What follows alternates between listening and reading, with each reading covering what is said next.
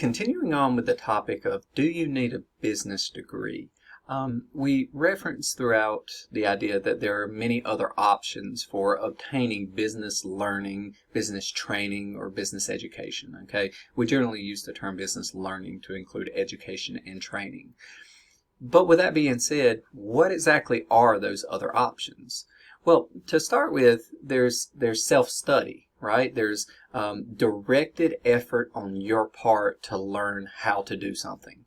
Okay, that's through textbooks. You can always get the same textbooks that you'll use in a formal classroom setting and employ those. But there are also many other sorts of text-related material that you can use for self-study. Academic journals are excellent sources of higher level thinking, deep examination of particular issues, that type of thing, right? How-to books and videos, like the things you'll buy off of popular bookshelves, or training video series, even YouTube videos type scenario, all fall in this grouping, and they're specifically how you do things. Sometimes they're concept related and they're explanations of concepts, very similar to this type of series of educational video. Other times they're how you do things, very process or procedure based. Okay, so but once again, both of those, education and training, fit within the idea of business learning. Then there's magazines and newspapers. These are excellent sources of business information, particularly current events and situations that are of present day interest, and that includes television shows or programming on news networks and things like that related towards business, like CNBC or Bloomberg, those types of stations or channels. Excellent sources for learning about business practice. And then there's all sorts of popular books and media channels and things like that that talk about various aspects, whether it's startups or marketing practice or anything like that. So tons of websites, things like that you can look up. So tons of stuff that you can access for self-study, where you actually acquire knowledge, acquire skills-based things like that with an intended purpose, right? Another would be seeking out training or mentorship.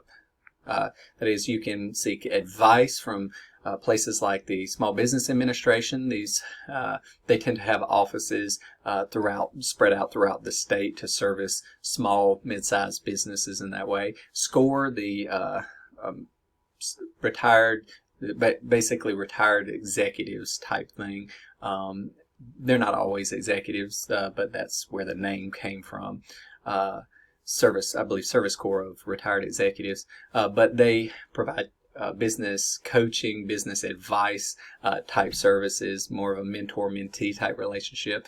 There are all sorts of private consultants who focus in specific career fields or industries that help people to navigate the waters of that industry, or sometimes just generally business practice, right? And then there are all sorts of professional service providers who you can pay for specific guidance on things, accountants, attorneys, and like I say again, forms of business consultant. Okay, so the training mentorship thing, that's a form of business education. It just generally takes place during the process of building your business, which brings us into experiential learning, right?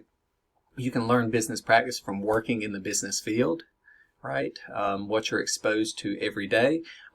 It will be probably more heavy on the training side than the conceptual understanding, applying, deep concepts to varied situations the way you would in a classroom environment, for example.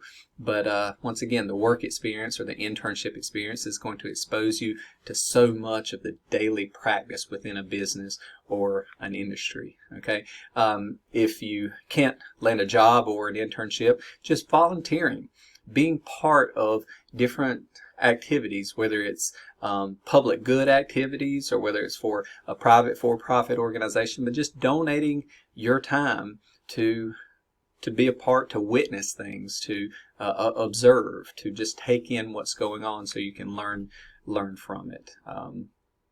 some industries rely on that heavily, particularly, music, fashion, film, all of those industries rely heavily on people wanting to volunteer to be a part of such things.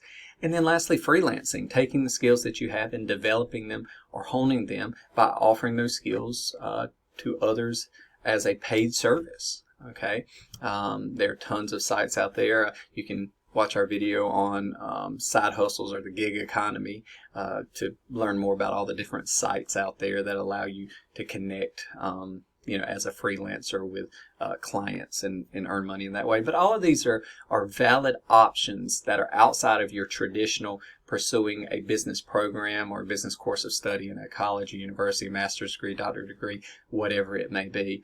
These are options to, once again, acquire the necessary knowledge that it takes to oftentimes to be successful in business practice.